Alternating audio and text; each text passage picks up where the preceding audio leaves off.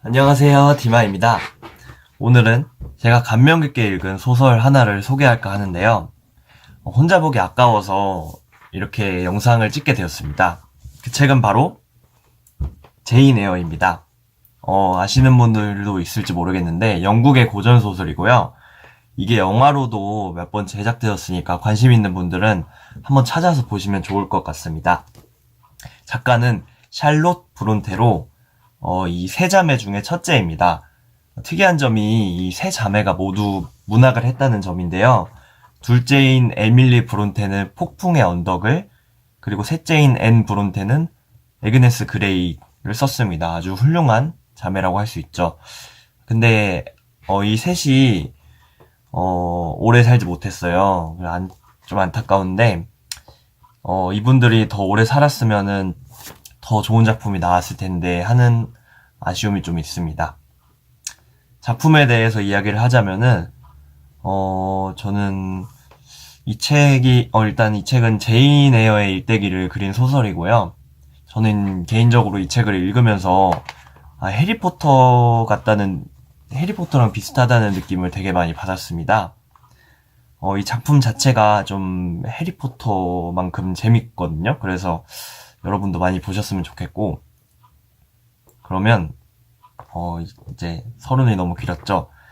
이 제인 에어의 줄거리를 한번 살펴볼까요? 제인의 부모는 그녀가 어렸을 때 병으로 세상을 떠납니다. 그리고 제인은 외숙모 리드 부인의 집에서 자라게 되는데요. 그녀는 제인을 눈엣 가시처럼 여겨 미워합니다. 게다가 리드 부인의 아들 존 리드마저 그녀를 괴롭히죠. 그녀는 집에서 벗어나고 싶어하고 결국 고아 학교에 가기로 합니다. 리드 부인은 학교 교장 브로클 허스트 씨에게 제인은 남을 속이는 결점이 있다며 모함을 합니다. 허스트 씨는 이 말을 그대로 믿게 되죠. 이에 분노한 제인은 리드 부인이 자신을 학대한 것을 다 폭로하겠다며 당당하게 소리칩니다. 그녀는 이 사건을 인생 최초의 승리로 평가합니다. 이건 굉장히 중요한 사건이었습니다. 앞으로 이어질 제인의 주체적인 삶에 큰 영향을 주었죠. 이튿날 제인은 본가를 벗어나 로우드 학교로 갑니다. 여기는 매우 규칙적인 삶을 강요하는 곳이었습니다. 제인은 그럭저럭 잘 살아갑니다. 그리고 자신에게 큰 영감을 주는 친구 헬렌을 만나죠. 그녀는 제인의 생각을 많이 바꿔놓습니다. 그녀가 한 멋진 말들 중 하나를 말씀드릴게요. 그래도 피할 수가 없을 때는 참는 것이 임무이지. 참는 것을 요구받는 것이 자기 운명인데도 그것을 참지 못한다면 약한 사람이야. 즉, 어리석은 인간이 하는 짓이야. 하지만 안타깝게도 헬렌은 전염병으로 인해 일찍 죽습니다. 한편 제인은 주체적인 여성으로 잘 자랍니다. 브로클 허스트 씨가 리드 부인에게 들은 결점을 이야기하며 그녀를 체벌해도 그녀는 절대 굴하지 않습니다. 그녀는 로우드에서 학생으로 6년, 교사로 2년, 총 8년간 지냅니다. 이후 솜필드로 가서 꼬마 아이 아델의 가정교사로 일하게 되죠. 이곳의 주인은 로체스터 씨입니다. 그는 40대 중반의 남성으로 곧 잉그람가의 딸과 결혼할 예정이었습니다. 하지만 그는 허영심이 가득한 여성과 결혼하고 싶지는 않았습니다. 그들의 돈이 필요하더라도 말이죠. 결국 그는 자신이 돈이 없다고 거짓말을 하여 결혼을 취소합니다. 솜필드 집에는 가끔 기괴한 일이 일어납니다. 누군가 로체스터의 방에 불을 지르기도 하고 제인의 드레스를 찢어버리기도 하죠. 심지어는 서인도에서 왔다는 로체스터의 친구 메이슨이 피를 잔뜩 흘리며 도망치기도 합니다.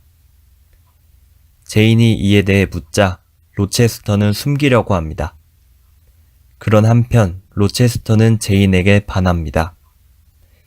그녀는 예쁘지 않고 돈도 없었지만 그는 그녀의 소박하고 당당한 모습에 끌렸던 겁니다. 제인도 로체스터에게 끌리고 결혼을 약속합니다. 마침내 결혼식 날이 되고 그들은 목사 앞에서 선서를 하고 있었습니다. 그런데 누군가 불쑥 나타나 결혼이 무효라고 합니다. 그는 메이슨 씨였죠. 여기서 비밀이 드러납니다. 로체스터 집에는 미친 사람이 살고 있었습니다. 그는 메이슨의 누이이자 로체스터의 부인입니다. 그녀가 점점 미치기 시작하자 로체스터는 그녀를 저택 안쪽에 가두어 놓습니다.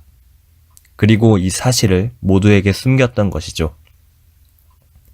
제이는 충격을 받습니다.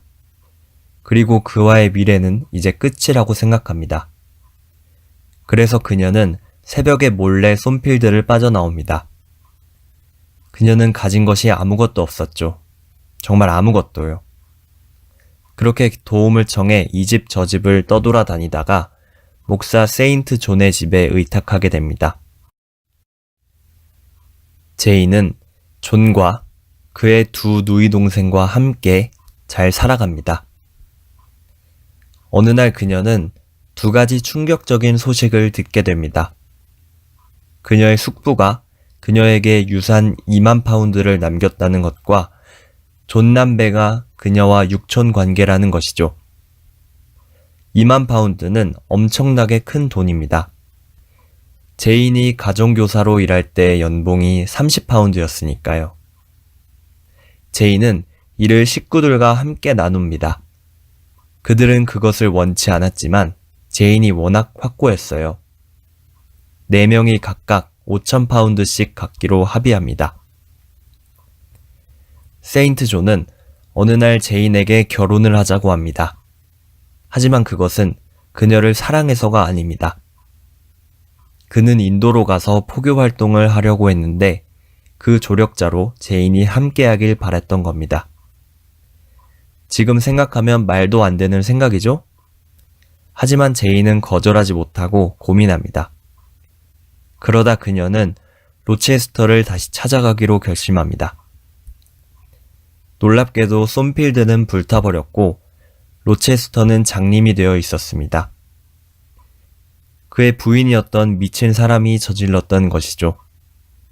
부인은 불타는 집 속에서 죽었고 로체스터는 그녀를 구하려다가 눈을 잃게 됐습니다. 제이는 그와 다시 만나 이야기를 나누면서 자신이 그를 사랑한다는 것을 깨닫습니다. 그녀는 그와 다시 결혼하기로 결심합니다. 그들은 부부가 되어 잘 살아갑니다. 로체스터는 한쪽 눈의 시력을 되찾았고 그들을 닮은 아들 하나를 낳아 행복한 삶을 살았습니다. 네, 여기까지가 소설 제인 에어의 줄거리였습니다. 재미있으셨나요? 제가 이게 되게 재밌는데 재밌게 전달을 못한 것 같아서 오늘 얘기한 거 말고도 세세하게 좀 얘기하고 싶은 게 많은데 다 다루지는 못했어요. 혹시 여러분이 관심이 있으시면 소설이나 영화를 한번 찾아서 보시는 거를 추천드립니다. 네, 오늘 영상은 여기서 마치겠습니다. 감사합니다.